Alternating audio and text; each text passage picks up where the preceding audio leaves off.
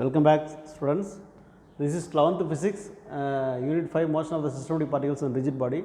So, last class நம்ம couples and principle of moments நம்ம பார்த்தோம். ஸோ இப்போ பார்த்தீங்கன்னா சென்டர் ஆஃப் கிராவிட்டி அப்படின்னா ஈர்ப்பு மையம்னு சொல்லலாம், இல்லை புவி ஈர்ப்பு மையம்னு சொல்லலாம். சென்டர் ஆஃப் கிராவிட்டினா ஒரு எர்த்தை எடுத்துக்கிட்டோம்னா அதனுடைய மையப்பகுதி தான் எல்லாத்துக்கும் முக்கியமானது அந்த மையப்பகுதி. All the objects are observed through the gravity by the centre of the earth. இது நம்மளுக்கு ஏற்கனவே சின்ன வகுப்பில் நம்ம நிறைய படிச்சிருக்கிறோம், ரைட். இப்போ சென்டர் ஆஃப் த கிராவிட்டினா என்ன அப்படின்னு பார்ப்போம். நம்ம இந்த பாடத்தினுடைய தொடக்கத்திலே சென்டர் ஆஃப் த மாஸ்ன்னு ஒன்று பார்த்தோம், ஞாபகம் இருக்குன்னு நினைக்கிறேன். சென்டர் ஆஃப் த மாஸ்னால் என்ன? This is one of the object. இந்த ஆப்ஜெக்டில் many point mass are there, many mass are there, right. இப்போ இந்த ஆப்ஜெக்ட் நம்ம மூவ் பண்ணணும், ஒரு குறிப்பிட்ட டைரக்ஷனில் இந்த டைரக்ஷனில் மூவ் பண்ணணும். we will give the force against this direction, then only it moves to the upwards. நம்ம டைரக்ஷன் நம்ம கொடுக்குறோம். so when we give the force in this side, the force will be act on the center of the mass. இந்த centre of த மாஸில் இந்த force act ஆனால் மட்டும்தான் அந்த object move ஆகும்.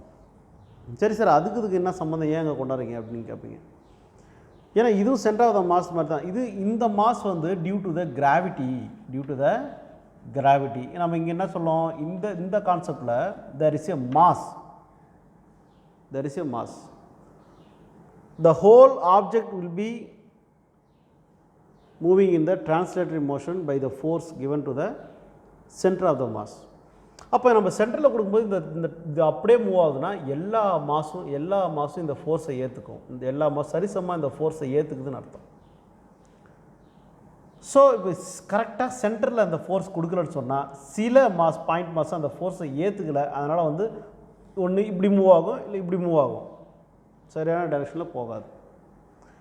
சரி, அதே கான்செப்ட் தான் இங்கேயும் பாருங்கள். ஒரு ரிஜிட் பாடி எடுத்துக்கிட்டோம். ஒரு ரிஜிட் பாடி, இதான் ஒரு பூமின்னு வச்சுக்கோங்க, பூமி பரப்பு. இது சென்டர் ஆஃப் த எர்த்து. இப்போ இந்த மேற்பரப்பில் தான் இந்த ரிஜிட் பாடி பார்த்தீங்கன்னா, when comparing to the earth, this rigid body is very very very small. ஒரு புள்ளி மாதிரி வச்சுக்கலாம். ஸோ இந்த ஃபோர்ஸ் எல்லாமே எதை நோக்கி இருக்குன்னா இந்த சென்டரை நோக்கி இருக்குது ஃபோர்ஸு. அது என்ன ஃபோர்ஸு? Gravitational force. என்ன ஃபோர்ஸு? Gravitational force. அதனால தான் இந்த ஆப்ஜெக்ட் கிராவிட்டி இருக்கிறதுனால there is a force acting, F equal to mv. Okay, அந்த ஃபோர்ஸ் தான் வெயிட்டு. இங்கே நான் மாஸ்ன்னு சொல்ல மாட்டேன், இந்த இடத்துல வெயிட்னு சொல்லுவோம். Weight also is kind of the equal to mg. Okay, இப்போ பாருங்கள், இந்த ஃபோர்ஸ் இதை நோக்கி ஆக்ட் ஆகுது. இதை பாருங்கள், ஆக்ட் ஆகுது. இதான் centre. So in this particle so many points mass are there. நிறைய பாயிண்ட் மாஸ் இருக்குது இந்த இடத்துல. ஆனால் அந்த எல்லா பாயிண்ட் மாஸும் பார்த்தீங்கன்னா டிபெண்ட்ஸ் அப்பான் த கிராவிட்டி. எல்லாம் சரிசமமான விஷயம் என்ன பண்ணுது, கீழே இறங்குது. ஆனால் அது மையத்தில் இருக்கிற ஃபோர்ஸ் எல்லாத்துக்கும் பரவ ஆரம்பிக்குது. இந்த மையம் பேர் தான் சென்டர் ஆஃப் கிராவிட்டி.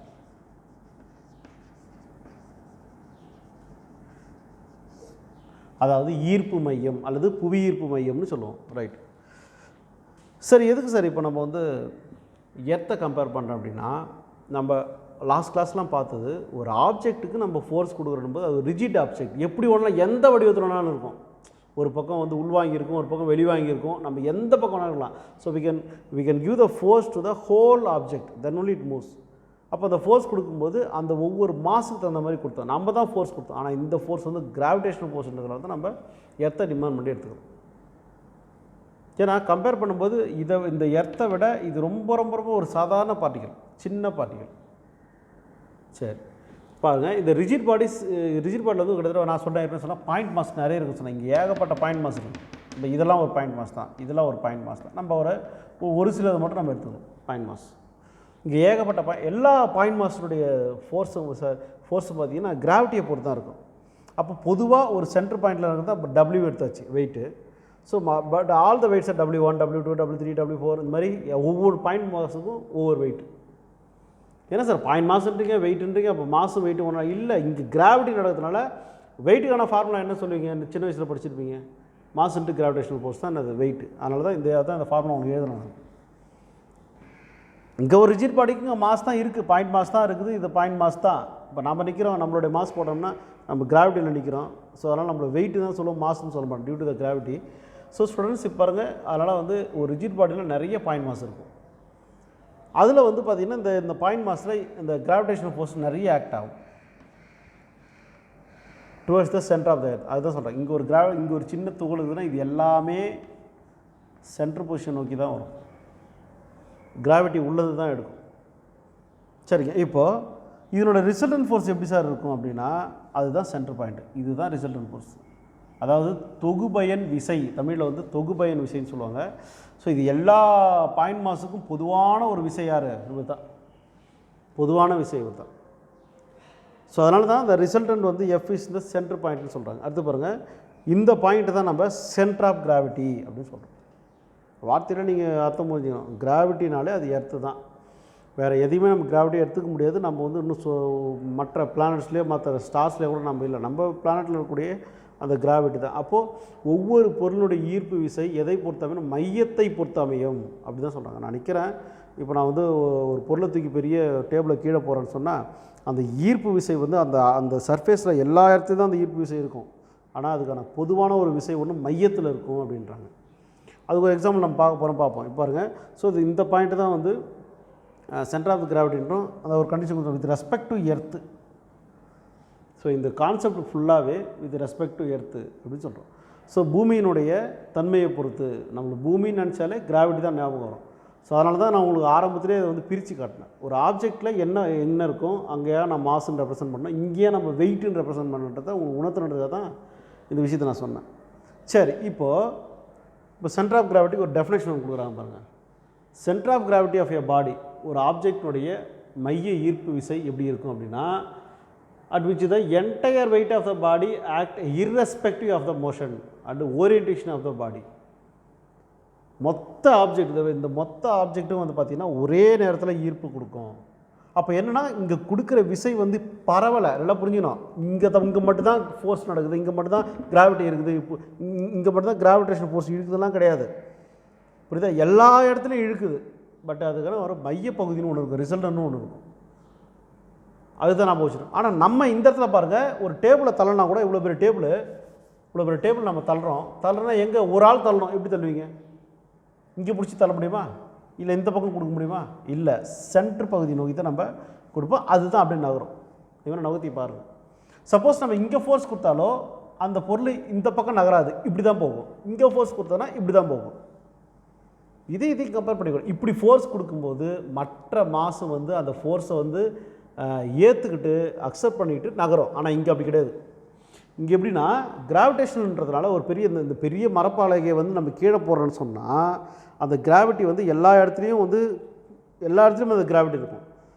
ஸோ அப்போ அந்த பொருள் விழும்போது பார்த்தீங்கன்னா அப்படியே அதே லெவலில் போய் கீழே விழுது அப்படின்னு சொன்னால் அதுக்கு இந்த சென்டர் ஆஃப் த கிராவிட்டி தான், மையத்தில் உள்ள ஈர்ப்பு அப்படின்றாங்க. ஸோ இது definition define the centre of gravity.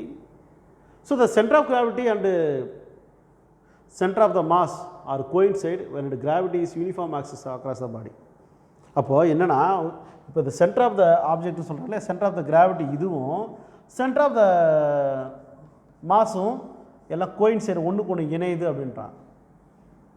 அப்போ இங்கே இணையலாம், ஆனால் ரெண்டும் ஒன்று கிடையாது. நல்லா புரிஞ்சுக்கணும். அதுக்கான எக்ஸாம்பிள் சொல்கிறேன். ரெண்டும் ஒன்று கிடையாது. எப்போது அப்படின்னா, இப்போ இந்த ஆப்ஜெக்ட்டு இந்த பாயிண்டில் இருக்குது, இது ஒரு ரிஜிட் பாடி, அதனால் இது சென்டர் ஆஃப் த மாஸ்ன்னு சொல்லிட்டோம், சென்டர் ஆஃப் த கிராவிட்டின்னு சொல்லிட்டோம். ஆனால் இது ஒரு பூமியில் பார்த்தீங்கன்னா இந்த இடத்துல இப்போ இங்கே வரைகிற பாருங்கள், மாஸ் இது நம்ம கிராவிட்டி இங்கேருந்து தான் கிடைக்குதுன்னு வச்சுங்களேன். இப்போ என்னென்னா ஒரு ஆப்ஜெக்ட் வந்து நல்லா பெருசாக வைக்கிறோம் ஆப்ஜெக்டை.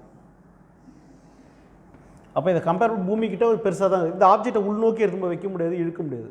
அப்போ இது கிராவிட்டி எங்கே இருக்கும் பாருங்கள், அந்த சர்ஃபேஸில் இங்கே தான் இதனுடைய கிராவிட்டி இருக்கும். இந்த கிராவிட்டி எங்கே இருக்கும்? இங்கே தான் இருக்கும். அப்போ இந்த பகுதியில் கிராவிட்டி இருக்காது. அப்போ எவ்வளோ டிஸ்டன்ஸ் வருது பாருங்கள். ஆனால் இந்த பொருளுடைய சென்டர் ஆஃப் த மாஸ் எங்கே இருக்கும்? சென்டரில் இருக்கும். அப்போ இந்த பொருளுடைய சென்டரில் இருக்கும், இந்த கிராவிட்டி இங்கே இருக்கும். அப்போ என்ன அர்த்தம் அப்படின்னா, இந்த கான்செப்ட்டுக்கு என்ன இல்லை, கிராவிட்டியும் சென்டர் ஆஃப் த கிராவிட்டியும் சென்டர் ஆஃப் த மாஸும் ஒரே இடத்துல இல்லை அப்படின்னு தெரியுது. அப்போ என்ன அர்த்தம், இங்கே ரிஜிட் பாடியில் ஒரு சாதாரண ஒரு object when comparing to the earth very very very very small object when comparing to the earth அது கீழே இறங்குதுன்னும் போது நம்ம சென்டர் ஆஃப் த ஆப்ஜெக்ட்லாம் ஒன்றா இருக்கும். பூமியை விட மிகப்பெரிய ஒரு பொருள் நம்ம பார்க்கும்போது இங்கே சென்டர் ஆஃப் த கிராவிட்டி இங்கே இருக்கும், ஆனால் இது சென்டர் ஆஃப் த மாஸ் வேறு இடத்துல இருக்கும். அப்போது centre of the gravity centre of the மாஸும் ஒன்றும் இல்லை. ஆனால் இந்த கண்டிஷனில் கோயின்சைட் ஆகுதுன்னு கொடுத்துறாங்க. இங்கே பாருங்கள், இந்த வார்த்தையை புரிஞ்சுக்க முடியுங்க. இந்த கண்டிஷனில் கோயின்சைட் ஆகுது, ஒன்றா இணைஞ்சி போச்சு அப்படின்னு கொடுத்துட்டாங்க. ஸோ இந்த விஷயத்தை நல்லா ஞாபகம் வச்சு, இந்த இடத்துல ஒரு கண்டிஷன் தான் சென்டர் ஆஃப் த, அதாவது ஈர்ப்பு மையமும் சென்டர் ஆஃப் த மாஸ் மைய நிறையும் கோயின்சைடாக தான் கொடுத்துருக்கான், ஈக்குவல்னு கொடுக்கல. அதுக்கான உதாரணம் தான் இப்போ நான் சொன்னது. சரிங்க சார், இப்போ வந்து ஒரு ரிஜிட் பாடி நம்ம இந்த மாதிரி நம்ம எப்படி சார் அந்த சென்டர் ஆஃப் த மாஸ் கண்டுபிடிக்கிறது அப்படின்னா, நம்ம என்ன பண்ணோம்னா, இந்த இப்போ இருக்கிற பசங்க அந்த புக்கை வச்சு இப்படி சுற்றிக்கிட்டே வரான். ஸ்கூலுக்கு வரும்போது அது ஒரு இதுவாக சுற்றிட்டு வராங்க. அது கூட ஒரு ஃபிசிக்கல் இது தான், ஃபிசிக்கல் ப்ராக்டிக்கல் இது ப்ராஜெக்ட் தான். இப்போ அந்த ஆப்ஜெக்டை இப்படி நம்ம கையால் ப்ளேஸ் பண்ணோம். இப்போ வாலிபால்லாம் பார்த்துருப்பீங்க, அதெல்லாம் வந்து சுற்றி சுற்றி நிற்பாங்க. அது நிற்கும்போது அது ஒரு இடத்துல அப்படியே நிற்கும். அந்த ஆப்ஜெக்டில் இது ஒரு டெக்ஸ்ட் புக்குனா, இந்த புக்கில் பார்த்தீங்கன்னா இந்த ஒரு மைய புள்ளியில் வந்து கிட்ட வந்து கையை வைக்கும்போது அது என்ன பண்ணோம், அப்படியே நிற்குமா. அப்போ என்ன அர்த்தம்னா, கிராவிட்டி பிடிச்சி இழுக்குது, ரைட்டு, நாம் அதுக்கு தகுந்த மாதிரி நார்மல் ஃபோர்ஸ் நம்ம கொடுத்து நிறுத்த வைக்கிறோம். நார்மல் ஃபோர்ஸ் கிராவிட்டி ஈக்குவலாக கொடுக்கும்போது அது ஸ்டேபிளாக நிற்குது, ஈக்குலிபிரியம் ஸ்டேட்டில் நிற்குது. இது ஒரு லேம்னான்னு வச்சுக்கோங்க. ஸோ இட் இஸ் இந்த irregular shape and also it is pivotal. ஒரு கம்பியை வச்சு நம்ம என்ன பண்ணோம், அந்த வட்டமாக இருக்கிறத நம்ம நிறுத்துகிறோம். அதுவும் பார்த்திங்கன்னா இதை வந்து நம்ம நிலைநிறுத்துறதுக்கு ரொம்ப கஷ்டம், ரொம்ப டிஃபிகல்ட்டாக இருக்கும். சாதாரணமாக நிலைநிறுத்த முடியாது. அது என்ன பண்ணணும், ஒவ்வொரு இடத்துல வச்சு பார்க்கணும். இப்படி வச்சு இப்படி சாயும், அப்படி தள்ளி வைக்கணும், அப்புறம் கொஞ்சம் லெவலாக வரும். இந்த மாதிரி அந்த வைக்கிற இடத்த பொறுத்து தான். இதனுடைய நெட் கிராவிட்டி பார்த்திங்கன்னா எப்படி இருக்குன்னா, அதனுடைய point mass and also rigid body எல்லாமே வந்து ஜீரோவாக இருக்கும். ஏன்னா இப்போது நம்ம இந்த பிவோட் இருக்கு இல்லையா, இந்த பிவோட்டை தான் என்ன பண்ணோம், இப்போ இது நோக்கி வரக்கூடிய கிராவிடேஷனல் ஃபோர்ஸுக்கு இணையான ஒரு ஃபோர்ஸை கொடுக்கும். அதுதான் நார்மல் ஃபோர்ஸ். அந்த இணையான ஃபோர்ஸ் கொடுக்கறதுனால தான் அந்த ஆப்ஜெக்ட் மேலே நிற்கிது அப்படின்னு சொல்கிறோம். அதனால் இந்த ஃபோர்ஸுக்கும் இந்த கிராவிடேஷனல் ஃபோர்ஸுக்கும் நம்ம நெட் ஃபோர்ஸ் பார்க்கும்போது இட் இஸ் ஜீரோ. அப்போ இதுக்கு ஈக்குவலாக தானே ஃபோர்ஸ் கொடுக்கணும், ஆப்போசிட் தான் கொடுக்கணும். அதனால் இது ஜீரோ அப்படின்றோம். சரிங்க, இப்போது weight is compensated by normal reaction force exerted by the pivot. அப்போ அந்த வெயிட்டை வந்து சரிவிகிதப்படுத்தப்படுகிறது. எப்படி சரிவிகிதப்படுத்தப்படுதுன்னா, இப்போ கிராவிடேஷனல் ஃபோர்ஸ் கீழே இழுக்கும்போது நார்மல் ஃபோர்ஸ் மேலே இழுக்குது, அதனால் அந்த பொருள் நிற்கிது, கீழே விழலை. ஸோ அந்த நெட் ஃபோர்ஸ் ஜீரோன்னு சொல்லும்போது அப்போ என்னென்னா வெயிட்டு வந்து சமநிலைப்படுத்தப்படுகிறது, கம்பன்சேட்டர் சொல்கிறாங்க. ரைட், அடுத்தது இட் இஸ் இந்த ஸ்டாட்டிக் ஈக்குலிபிரியம் அண்ட் ஹரிசாண்டல் சொல்கிறாங்க பாருங்கள். அதனால தான் இது இந்த ஸ்டாட்டிக் ஈக்குலிபிரியம் ஹரிசாண்டல் பொசிஷன் ஸ்டாட்டிக்காக நிலையான ஒரு சமநிலையில் நிற்கிது அப்படின்னு சொல்கிறாங்க. So there is also another way to determine the center of gravity of irregular lamina. இது இன்னொரு வே ஒன்று இருக்குது, அது என்னென்னு பார்ப்போம். பாருங்கள், இது பேர் வந்து சஸ்பெண்டிங் மெத்தட்னு பேர். இது என்ன மெத்தடு, சஸ்பெண்டிங் மெத்தட். இப்போ என்னென்னா, இப்போது ஒரு ரிஜிட் பாடி எடுத்துக்கிறோம். அந்த ரிஜிட் பாடியில் ஒரு 3 துளை இட்டுக்கிறோம், 3 ஹோல்ஸ். அதை ஒரு ஸ்டாண்டில் என்ன பண்ணுறோம், ஃபிட் பண்ணுறோம். ஃபஸ்ட்டு இந்த டயக்ராம் தான் இங்கே வரைஞ்சிக்கிறேன் உங்களுக்கு புரியுதலுக்காக. இப்போ வந்து இது என்ன, இந்த பி பாயிண்ட் இருக்குது இல்லையா, அந்த பாயிண்ட்டை வந்து இதில் நிறைய பாயிண்ட்ஸ் இருக்கும். இதெல்லாம் ஒரு பாயிண்ட் மாஸ் மாதிரி கணக்கு வச்சுங்க. இங்கே இருக்கும், இங்கே இருக்கும். நம்ம ஒரு 3 பாயிண்ட் எடுத்துக்கிட்டோம், 4 பாயிண்ட் கூட எடுத்துக்கோங்க, உங்கள் சாய்ஸ், எங்கே வேணால் எடுத்துங்க. அப்போ என்ன பண்ணுறோன்னா, இந்த பாயிண்ட்டு இந்த துளை இருக்கு இல்லையா, அதை இதில் மாட்டிடுறோம். மாட்டிட்டு தொங்க விடுறோம். அது மாட்டம் அப்படியே நிற்கிது. நிற்கும்போது ஒரு இரும்பு குண்டு இருக்கு இல்லையா, அது ஒரு கையில் கட்டி அங்கேருந்து தொங்க விடுங்க. தொங்க விடும்போது ஒரு ஸ்ட்ரைட் லைன் கிடைக்கும். அது பென்சிலெல்லாம் ஸ்ட்ரைட் லைன் நம்ம வரைஞ்சிக்க போகிறோம். Right, okay. அதே மாதிரி என்ன பண்ணுறோம், இதை எடுத்துகிட்டு ஆரை தொங்க விடுறோம். ஆரை தொங்க விட்டோம்னா அதுக்கு ஒரு ஆறு அங்கே இருக்குன்னா அதுக்கு ஒரு ஸ்ட்ரைட் லைன் மாதிரி போகும். அதே மாதிரி கியூ தொங்க விடுறோம், அதுக்கு அது ஒரு ஸ்ட்ரைட் லைன் மாதிரி போகும். அப்படி தான் இதை டிட்டர்மைன் பண்ணியிருக்கேன். இங்கே பாருங்கள், இந்த பி தொங்க விட்டாச்சு. இந்த பியில் நம்ம ஒரு லைன் போட்டோம். அது வந்து ஆப்போசிட்டு பி டேஷ், அது ஒரு ஆக்சிஸ். கியூவுக்கு கியூ டேஷ், ஆருக்கு ஆர் டேஷ் ஆக்சிஸ். இந்த மாதிரி அது எந்த பாயிண்டில் கட் பண்ணுதோ that is the centre of the gravity. இப்போவும் உங்கள் மனசு ஒரு டவுட் வரணும், சார் ஒரு ரிஜிட் பாடியில் சென்டர் ஆஃப் த மாஸ் தானே சொல்கிறீங்க, கிராவிட்டின்றீங்க அப்படின்னு சொல்லலாம். இப்போ நம்ம வந்து டிபெண்ட்ஸ் அப்போ அந்த கிராவிட்டின்றதுனால தான் சென்டர் ஆஃப் த கிராவிட்டின்னு சொல்கிறோம். ஆனால் அதுவே சென்டர் ஆஃப் த மாஸ் தான், அதுவும் நல்லா புரிஞ்சுக்கணும். ஸோ இப்போ இந்த சஸ்பெண்ட் பண்ணி இப்போ இந்த PQ பாயிண்ட்ஸும் நம்ம மார்க் பண்ணியாச்சு. நம்ம அதை வந்து ஒன்று ஒன்றா வெர்டிகலாக நம்ம தொங்க விட்டு அந்த axis PP dash QQ dash and R dash எல்லாமே வந்து pass to the centre of the gravity, அவ்வளோதான். அப்போ ஒரு பொருளுடைய மைய ஈர்ப்பு விசையை நாம் இதன் மூலம் இந்த எக்ஸ்பெரிமெண்ட் மூலம் நம்ம கண்டுபிடிச்சிடலாம், ஈஸியாக கண்டுபிடிச்சிடலாம். ஆனால் இதெல்லாம் வந்து சாதாரணமாகவே நம்ம குழந்தை பருவத்துலேருந்து எல்லாம் செஞ்சுட்டு வந்திருக்கோம். பட் அது நம்ம இதனுடைய கான்செப்ட் நம்ம தெரியாமல் வந்திருக்கோம் இதுதான்ட்டு. So here reaction force acting at a point of suspension and gravitation acting on the centre of the gravity that cancel each other. இந்த டார்க் இருக்கு இல்லையா, அந்த torque caused by them also each other. இப்போ என்னென்னலாம் பாருங்கள், இப்போ இது centre of த கிராவிட்டியை பொறுத்து இந்த டார்க் ரொட்டேஷனல் மோஷனும் இருக்குமா, அந்த கிராவிட்டியும் வருது.